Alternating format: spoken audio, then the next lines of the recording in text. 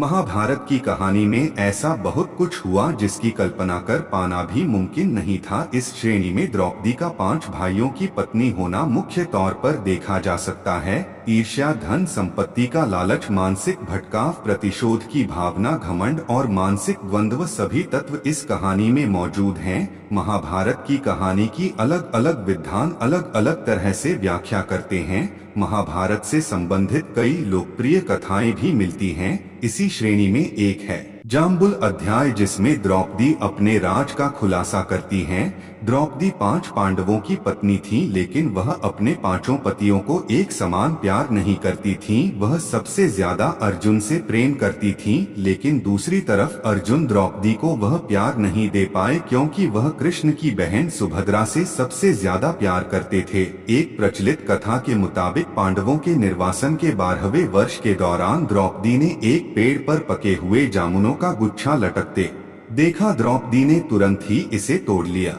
जैसे ही द्रौपदी ने ऐसा किया, भगवान कृष्ण वहां पहुंच गए। भगवान श्री कृष्ण ने बताया कि इसी फल से एक साधु अपने 12 साल का उपवास तोड़ने वाले थे। द्रौपदी ने फल तोड़ लिया था, जिससे पांडव साधु के कोप का शिकार हो सकते थे। यह सुनकर पांडवों ने श्री कृष्ण से गुहार लगाई। भगवान श्री कृष्ण ने कहा कि इसके लिए पांडवों को पेड़ के नीचे जाकर केवल सच वचन बोलने होंगे। भगवान कृष्ण ने फल को पेड़ के नीचे रख दिया और कहा कि अब हर किसी को अपने सारे राज खोलने होंगे। अगर हर कोई ऐसा करेगा तो फल ऊपर पेड़ पर वापस लग जाएगा और पांडव साधु के प्रकोप से बच जाएंगे। सबसे पहले श्री कृष्ण ने युधिष्ठिर को बुलाया। युधिष्ठिर ने कहा कि दुनिया में सत्य, ईमानदारी, सहिष्णुता का प्रसार होना चाहिए, जबकि बेईमानी और दुष्टता का सर्वनाश होना चाहिए। युधिष्ठिर ने पांडवों के साथ हुए सभी बुरे घटनाक्रमों के लिए द्रौपदी को जिम्मेदार ठहराया। युधिष्ठिर के सत्य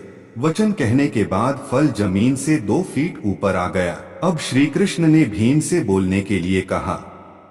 साथ ही श्री कृष्ण ने भीम को चेतावनी दी कि अगर तुमने झूठ बोला तो फल जलकर राख हो जाएगा। भीम ने सबके सामने स्वीकार किया कि खाना, लड़ाई, नींद और सेक्स के प्रति उसकी आसक्ति कभी कम नहीं होती है। भीम ने कहा कि वह धृतराष्ट्र के सभी पुत्रों को मार देंगे। युधिष्ठिर के प्रति उसके मन में बहुत श्रद्धा है, लेकिन जो भी उसके गधे का अपमान करेगा वह उसे मृत्यु के घाट उतार देगा। इसके बाद फल 2 फीट और ऊपर चला गया।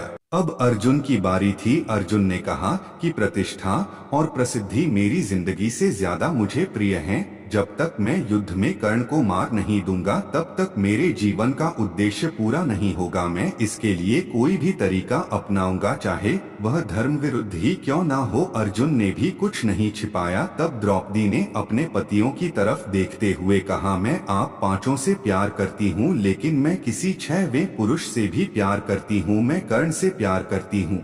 जाति की वजह से उससे विवाह नहीं करने का मुझे अब पछतावा होता है।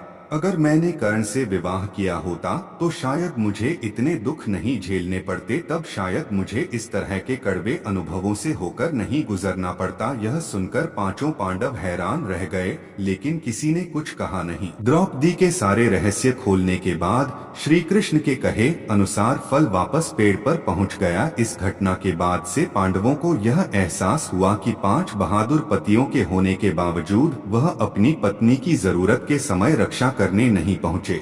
जब द्रौपदी को उनकी सबसे ज्यादा जरूरत थी तो वे कभी उसके साथ खड़े नहीं हुए। इस पौराणिक कहानी का एक निहितार्थ यह भी हो सकता है कि हर किसी के कुछ राज होते हैं जिन्हें वह खुद तक सीमित रखता है। कई बार ये राज अपनों को चोट पहुंचने के डर से छिपाकर रखे जाते हैं।